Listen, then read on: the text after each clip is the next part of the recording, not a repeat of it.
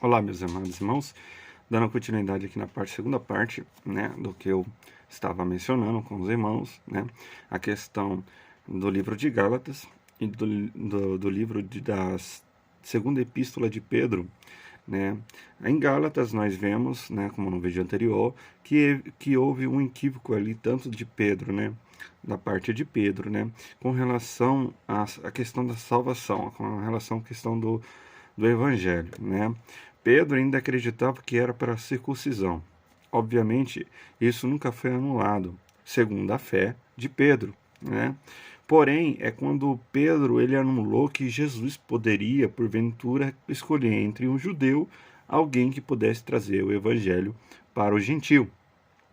Quando eu anulo essa questão, né, eu estou anulando a graça do próprio Criador, do próprio Jesus, né, em sua pessoa, né?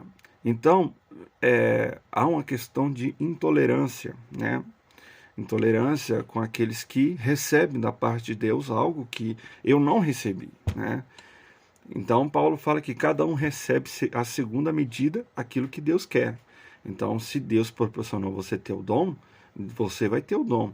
Mas o teu dom vai ser diferente, né? Vai ser diferente de outro irmão, né? Então, nem todo mundo vai ser igual na questão do pensamento, mas a questão da intolerância, né? Porque nós vemos que Paulo não foi intolerante com os apóstolos, mas o apóstolo foi intolerante com Paulo, né?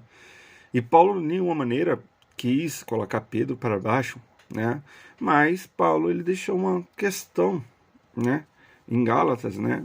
Se Cefas vive entre os gentios, por que ele está obrigando, né? Eles sendo judeus, obrigando os gentios a ser judeus? Não há noção nisso, não há nexo nisso. Eu obrigar alguém, né, a ser o que ele quer que a pessoa quer que seja, né? Enfim, e Paulo, né, dá uma lição de moral para Pedro, dá uma lição de moral para Pedro, perdão.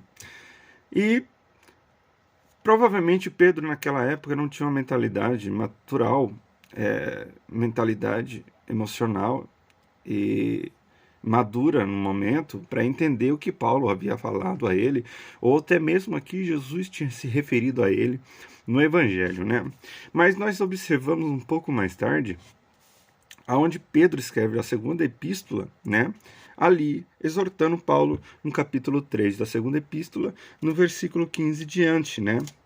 Qual coisa que foi revelado para ele através de Jesus que ninguém entende se não tiver instrução, né? E deturbarão o Evangelho. Então, meu irmão, a pergunta